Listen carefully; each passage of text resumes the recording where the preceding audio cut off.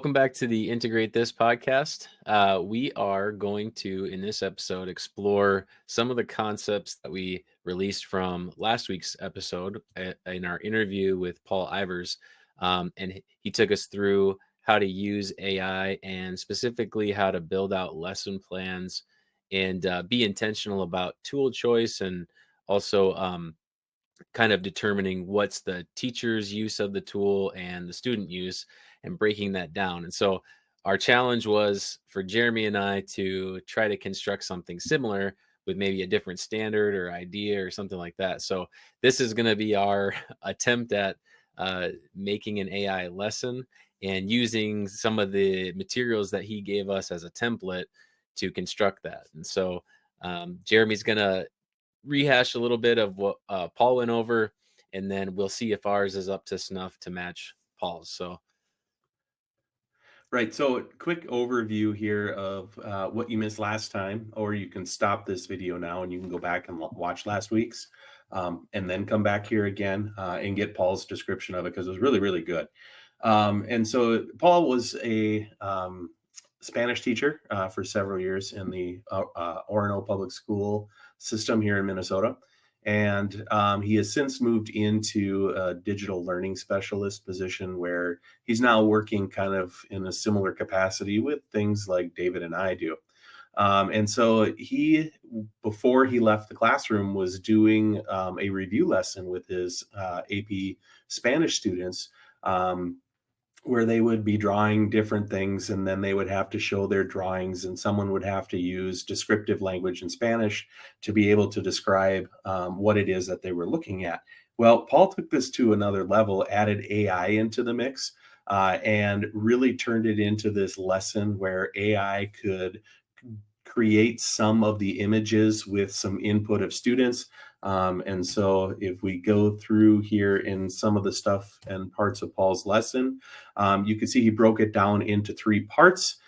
In the first part, where they were using Spanish to communicate, to describe the image. And then what they would do is they would take that language that they had used and they would put it into something, into Canva AI image generator that would give them what they were prompting it to do, and hopefully it would turn out similar enough to the original one. So Paul had some examples here: the cow in the street, the blue bird, and the pizza chef. And then these were generations that his students came up with based upon the descriptions that they gave in the prompting.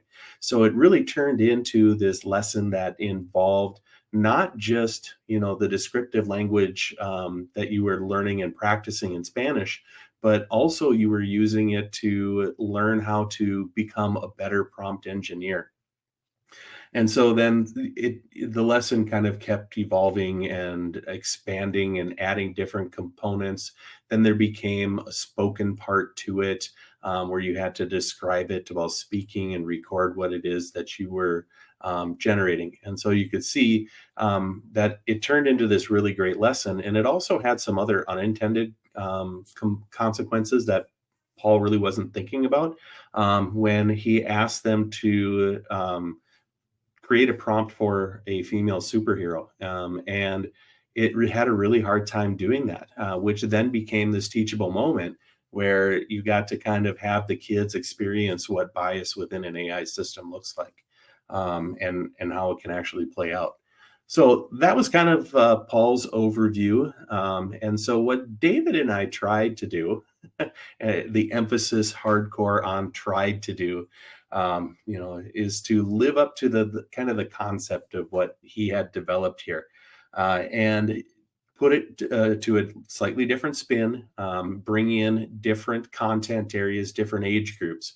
And so David is going to share what he created first with his lesson, which ties in media literacy as this component here as well. So David, let's get yours up on the screen. Yep. So you want to get rid of that film strip part? Yeah. If you go into view, should be there, right? Or right there. Yep. Yeah, that's a little easier to see. Okay. And I'll just kind of toggle through here.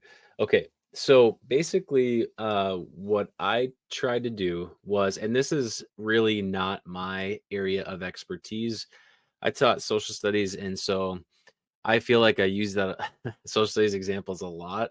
And so, just by default, so like I really wanted to uh, focus on something that I wasn't as familiar with, and so I approached the standards for language arts, and I started to look through there and figure out, okay, what would be one that I could use that would be a good example to show viewers. So um, the target is, in this case, sixth grade language arts, and I anticipated, with just the range of stuff that I was trying to accomplish within this, would be that it would be a multi-part lesson. It would be a unit of what we would go through, and the idea with this standard was to have multimedia literacy incorporated, like using different tools, like software for podcasting and things like that. And I thought that would be perfect for this because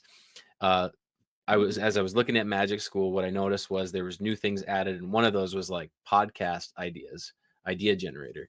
Um, and so I just broke down into individual pieces similar to what Paul had.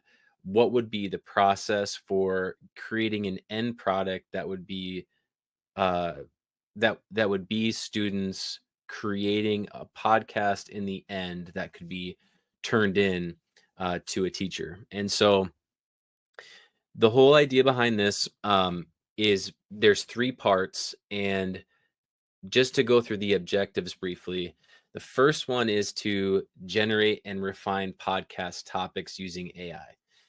So, Magic School, if you've watched some of our other videos, they have incorporated Magic Student, which allows for teachers to be able to issue tools to students that they can use. And so, as part of my process here, um, I thought I would go in and look at Magic School.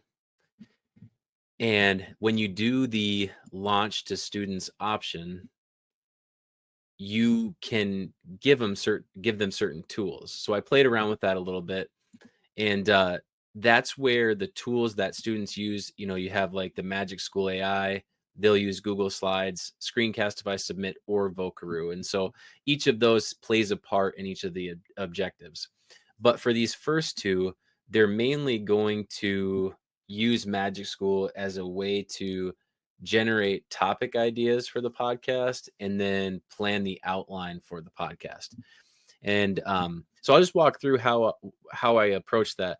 The first part here, part one, is to generate and refine podcast topics. I'm not going to read through this whole piece, but we will put the links for these into our show notes, and you'll be able to see them in the description. But the instructions basically have the student utilizing Magic School tools that have been given out by the teacher. So I'll just put example in here, or maybe we'll do this. We'll put Jeremy in here and have him join the room. And then these tools were tools that I issued through the launch students feature, that you can see right here. So podcast outline, expand on my idea, and AI resource bot. So the way that I thought about this is that if the first objective is to have them generate and refine podcast topics, this whole piece here in the instructions essentially explains how we would have students utilize the AI resource bot and the expand on my idea to brainstorm podcast ideas. And so that's what we would focus on with that. That would be for the first objective of getting podcast topics. And what they're going to take away from that is to write a clear topic statement or description that explains the theme. That's what they should come away with by utilizing those tools. Then, and I just kind of put in some imagery here of what I showed. where I'm creating the room and showing what is the teacher's role in this and what are the things that the teacher is putting in as tools in that room for the student. Um, and then the other piece that's important to point out too is that you have to give the link out to the students in Magic School. So sharing this out, so show the join info. Whatever room you have, you can give them the link, or if you use Google Classroom, you can do it that way too. But essentially, that's just getting them access to the room, and then once they're in the room, these tools will become available as you see here. So that's all I did was, when we had this portion of the presentation, this is linked to the student room. That's how I got there for that. So that just kind of breaks it down a little bit, what the student is doing, getting into the room. And then part two, the second objective is to plan and organize a podcast structure. And so what that's going to look like is where we have our podcast outline. So for students, they're going to look at the podcast outline once they've done their topic statement.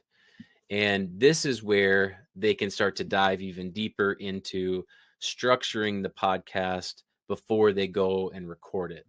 And so for the directions, I basically put in there just that very thing. They're going to help them organize the outline, and then they'll put it into a format that works best for them. So if they want to use Google Slides or a written script or whatever makes the most sense for their podcast, because we might leave room for, if they're going to do like only vocal podcasting, then maybe we just have it where um the only thing necessary is the tools for Magic School, and then say like a Word doc or a Google Doc that will allow them to construct their final outline, maybe a script and things like that. Whereas some, maybe Google Slides would be incorporated because there might be some visuals that go along with that with a voiceover. So kind of leave it open there, but really the end product in part two is to have a clear structure with section titles, introduction, main discussion, conclusion, and 1 to 2 bullet points per section detailing what's discussed. And then submit as a Google Slides presentation, a text outline, or a script. So that's where we leave a little bit of room for things. So then, and I again detail a similar thing with just some visual things there. And then what we do with the third part, and I just want to go back to the beginning for a second. This is where we get into the produce and edit podcast using voice recording software. So I do leave room for whether they want to do a video recording or a voice recording. And so this is where they can use one of two tools. One of them would be Vocaroo. That's what you see here. Actually, Vocaroo is a link where students can record and then they can export that and then send it to a teacher. So maybe if they're just doing the script on a Google Doc, they could do the voice recording over that. And then if they want to do Screencastify Submit, that would be where they can do like either a webcam or sharing the screen, or they can do a combination of both. And so that leaves room for, differentiating what the students can do. I got to go off of that real quick. Okay. So this just kind of walks through like what they can do for either of those. But ultimately what will end up happening is they're going to submit the podcast via one of those two tools. It'll be 3 to 5 minutes long. And the whole thing kind of centers around, if I just go back to the beginning again, using Magic School AI to generate ideas for a podcast, then using the podcast outline tool to structure their podcast, and then utilizing Google Slides or Google Docs to make what they want for their script and their outline, and then finally delivering a podcast through Vocaroo or Screencastify for the final product. And so that was my attempt at trying to make like a good thing here. That was very similar to what Paul was doing, and hopefully Jeremy understood what I was trying to get across there. No, I think that was really well laid out, and I really like the structure here that we're actually stealing from Paul. Really sets it up, I think, on this first slide, the one that you're looking at now, where you get the overview. So if a student is looking at this, right, they're going to see just kind of the big picture things.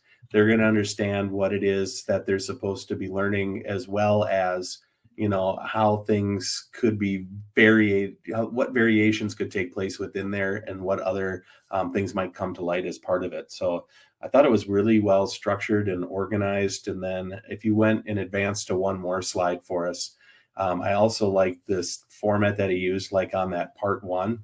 If you go one so more slide. Go ahead one, you said? Yeah.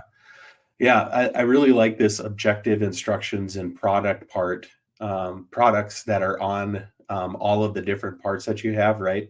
So it's really clearly identified. Like and I think you'll see in my example too, it's organized by day. I called it day one instead of part one. But same kind of thing, like here's what you're going to be expected to do. Here's the directions for what you need to be doing this time during class.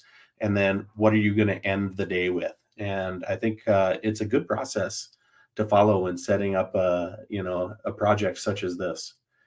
And I also liked, I think you also chose Magic School perfectly, I think, to accomplish what you have here, because that podcast tool that you showed is a really neat new addition that they have. So if that's something that, if you take nothing else away, give that podcast tool a try in Magic School and see what it can help create for you too. Yeah, I would just add, I would say that if you're constructing a lesson like this, like with the ideas that Paul gave us, I would say you could spend a bunch of time in Magic School, and I think it would meet the vast majority of the things you would probably want to try. Not that you shouldn't use other tools as well, but there's so much that they've added to it over time, and I think you could construct something really great using the tools that are in there that would flow with the standard that you're trying to meet and what you're trying to get your students to create. So